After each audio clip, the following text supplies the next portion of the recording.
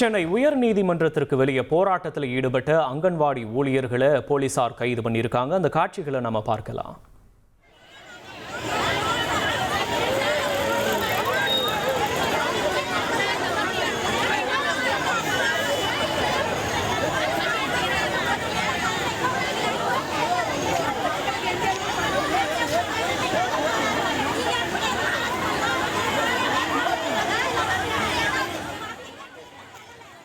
கிராமப்புற செவிலியர் பணி வழங்கணும் அப்படின்ற ஒரு கோரிக்கையை முன்வச்சு தற்போது அங்கன்வாடி ஊழியர்கள் போராட்டத்தை நடத்தியிருக்காங்க.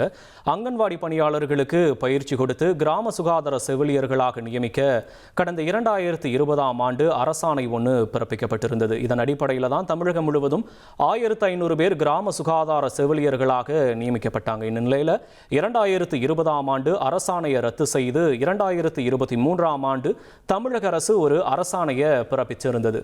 இந்த அரசாணையை ரத்து செய்ய கோரி அங்கன்வாடி பணியாளர்கள் சென்னை உயர்நீதிமன்றத்திற்கு வெளியில தமிழ்நாடு பார் கவுன்சில் பக்கத்தில் நடைபாதையில் அமர்ந்து போராட்டத்தில் ஈடுபட்டு இருக்கிறாங்க. அது தொடர்பான காட்சிகளை தற்போது நாம் பார்த்து கொண்டிருக்கிறோம். சென்னை உயர்நீதிமன்றத்திற்கு வெளியே போராட்டத்தில் ஈடுபட்ட அங்கன்வாடி ஊழியர்களை போலீசார் கைதும் பண்ணியிருக்காங்க. இனி செல்லும் இடமெல்லாம் செய்தி.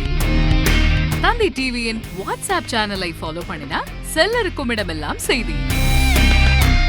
இதோ QR கோட் இப்பவே ஸ்கேன் பண்ணுங்க, ஃபாலோ பண்ணுங்க.